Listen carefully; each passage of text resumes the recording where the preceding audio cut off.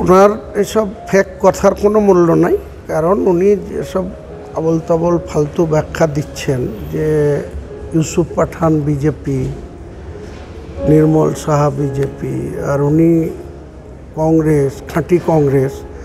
ওনাকে আমি প্রশ্ন করি 2001 সালে কংগ্রেসের সঙ্গে তৃণমূল কংগ্রেসের জোট হয়েছিল বিধানসভা ভোটে।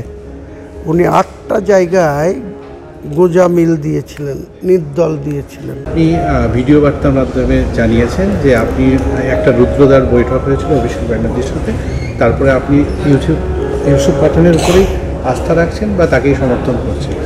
আজকে কি সেই মঞ্চে দাঁড়িয়ে হাত ধরে সেই বার্তাটা কি স্পষ্ট করলেন? নিশ্চয়ই।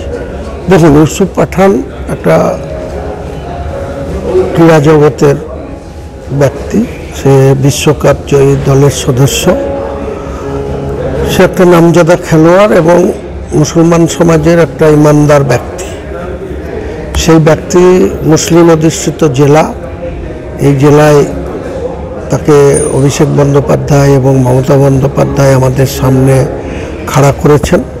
সাময়িকভাবে আমি কিছু মানুষের কথা গুরুত্ব দিয়ে বিগত 1 সপ্তাহ ধরে আমি অনেক কথা বলেছিলাম, আমি সেই কথা উড্র করে নিচ্ছি এবং আমি আজ থেকে 19 তারিখ সন্ধ্যাবেলায় আমার নেতা অভিষেক বন্দ্যোপাধ্যায়ের সাথে সৌজন্যপূর্ণ আলোচনার পরে আমি সিদ্ধান্ত নিয়েছি যে ইউসুফ পাঠানকে 13ই মে যেদিন ইলেকট্রাল পোল হবে, যেদিন ভোট হবে, সেদিন সংখ্যাগরিষ্ঠ মানুষ ভোট দিয়ে তাকে দিল্লিতে সংসদ হিসাবে নির্বাচিত করবে।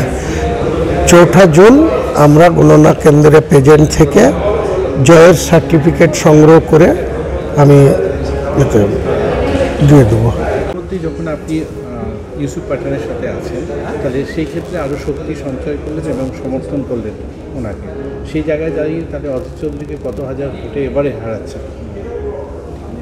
আমার অ্যাজামশন লক্ষাধিক ভোটের বেশি মার্জিনে ইউসুফ পাঠান জিতবে। আপনার যে বিধানসভা এলাকা রয়েছে সেখানে একাধিকবার আপনার সাথে মুস্তাফিজুর রহমান বা অন্যান্যদের গোষ্ঠী সমস্যা, তারাও কি আপনার সাথে একমত হয়ে এই ইউসুফ পাঠানের হয়ে ভোট করবেন বলে মনে করছেন? আমিও দলের প্রার্থীর হয়ে ভোট করব ও মুস্তাফিজুর রহমানও দলের প্রার্থীর হয়ে ভোট করবে। এই ব্যাপারে তো কোনো সন্দেহ নেই, কারণ আমরা সবাই দল করি।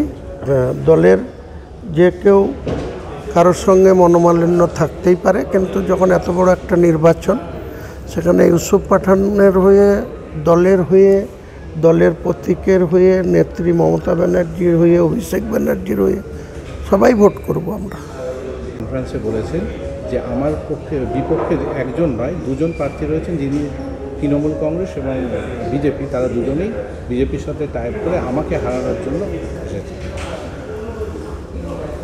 তারা একই দলের 2জন প্রার্থী, এরকম বলে।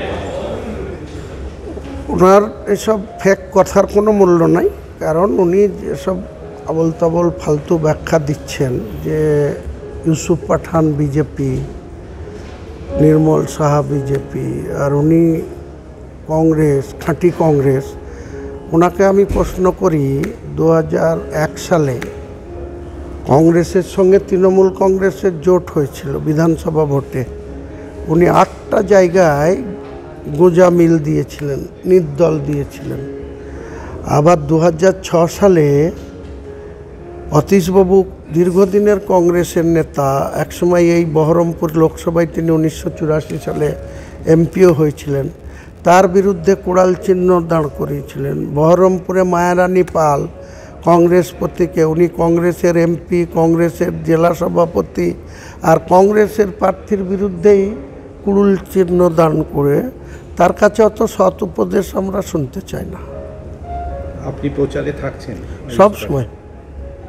আমি আমার বিধানসভায় পুরোদমে প্রচারে থাকব, সর্বস্তরের কর্মীকে নামাবো এবং ইউসুফ পাঠানকে জিততে যা যা করার দরকার, ভোটারদের যতটুকু অনুনয় বিনয় করার দরকার, যতবার ভোটারদের বাড়ি বাড়ি যাওয়ার দরকার যাব।